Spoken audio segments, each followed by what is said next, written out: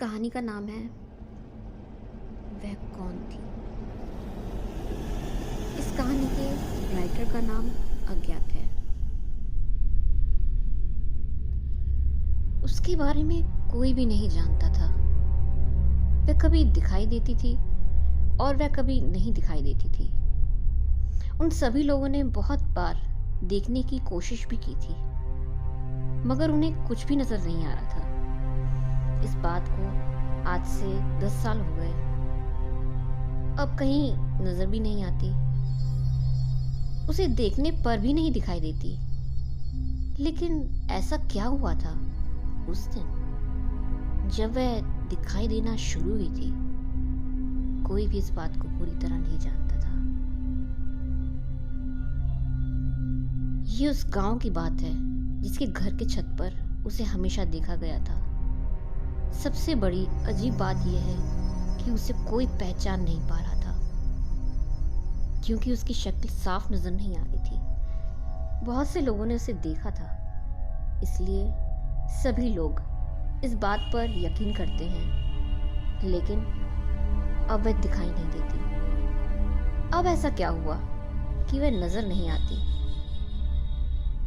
अब हम पीछे के 10 साल पहले की बात पर चलते हैं, जब वह दिखाई देना शुरू हुई थी। मोहनलाल के पास एक मकान था जो कि बहुत ही पुराना हो चुका था, इसलिए वह उसमें रहना नहीं चाहता था। उसने कुछ ही दूर पर अपना एक मकान बना लिया था। मोहनलाल का उस मकान को छोड़ने का मुख्य कारण यह था कि वह मकान अब बहुत ज़्यादा खराब हो चुका था और उसकी स्थिति दोबारा सुधारी नहीं जा सकती थी। इसलिए उसने उसे छोड़ना ही ठीक समझा। कुछ दूरी पर जाकर उसने अपना एक नया मकान बनवा लिया था। उसी में रहना शुरू कर दिया था।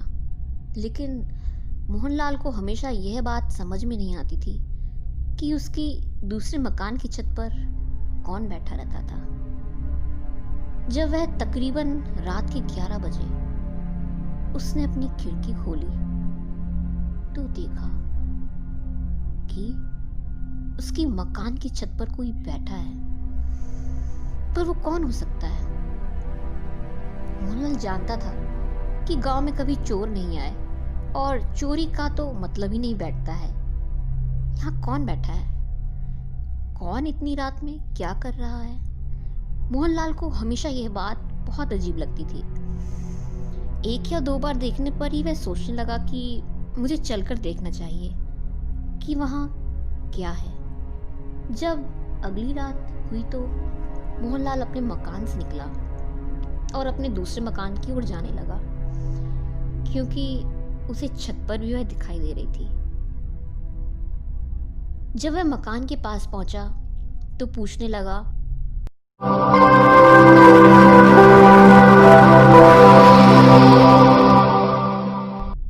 कि तुम कौन हो जो छत पर बैठे हो? देखने पर कोई आदमी नहीं लग रहा था, क्योंकि उसके बाल बहुत लंबे थे।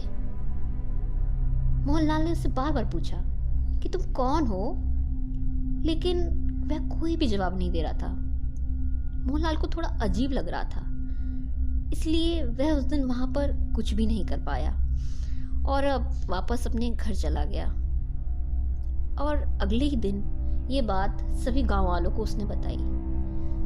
पहले तो किसी ने भी उसकी बात पर यकीन नहीं किया, लेकिन जब खुद गांव वाले उसके घर पर रात को रुके और तब उन्होंने देखा कि रात 11 बजे के बाद उसकी छत पर कोई बैठ जाता है, तो उन्हें भी यकीन होने लगा था और सभी लोग बाहर निकले।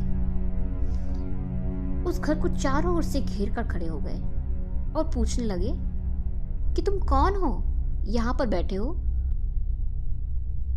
तभी कोई आवाज नहीं सुनाई दी। सभी लोगों ने सोचा कि हमें चलकर देखना चाहिए, क्योंकि वह कोई जवाब नहीं दे रहा है। इसलिए कुछ गांव वाले छत पर गए, लेकिन छत पर भी कुछ नहीं था। वे कहने लगे यहां पर तो कोई भी नहीं है। लेकिन जब हमने देखा तो वह यहीं बैठा हुआ दिखाई दे रहा था। सभी लोग पहले से ज्यादा घबरा चुके थे, क्योंकि वह कौन था, कुछ भी समझ में नहीं आ रहा था। तभी मोहनलाल ने कहा कि मुझे ऐसा लगता है कि वह कोई लड़की है या कोई महिला, क्योंकि उसके बाल बहुत लंबे हैं, लेकिन वह मुझे अपने घर से दिखाई देती है, लेकिन यहाँ पर आने पर वह दिखाई नहीं देती। ऐसा कैसे हो सकता है? तभी कुछ आदमी बोले, यह आत्मा हो सकती है, क्योंकि वही गायब हो सकती है और कोई गायब हो भी नहीं सकता। हमें लगता है कि वह किसी की आत्मा है जो हमें डरा रही है। सभी गांव वाले सोचने लगे कि हमें यहाँ से चलना चाहिए, क्योंकि वह आत्मा किसी को भी नुकसान पहुंचा सकती है और यहाँ हमें बिल्कुल भी नहीं आना चाहिए। इस मकान के चारों ओर का रास्ता बंद करवा देना चाहिए, जिससे कि कोई भी इसके अंदर ना आ पाए। धीरे धीरे समय बीतता चला गया और अब वह किसी को दिखाई भी नहीं देती। इस बात को आज से 10 साल बीत चुके हैं, लेकिन कुछ लोगों को यह बात याद है और कुछ भूल चुके हैं। सभी लोग ये जानते हैं कि वह किसी के लिए कोई खतरा नहीं थी, लेकिन वह कौन थी, ये बात कोई नहीं जानता। कोई भी इस बात को जान नहीं सकता था, क्योंकि किसी को भी इस बारे में कुछ पता नहीं।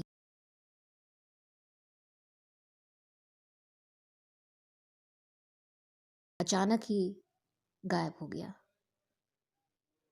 बहुत साल बीत गए हैं, अब ऐसा कुछ है भी नहीं। वह मकान आज भी वहीं पर है और खंडर बन चुका है। इन 10 सालों में मकान की हालत बहुत ख़राब हो चुकी है। अब कोई उसकी तरफ नहीं जाता, जबकि सभी जानते हैं कि वहाँ अब कुछ भी नहीं है।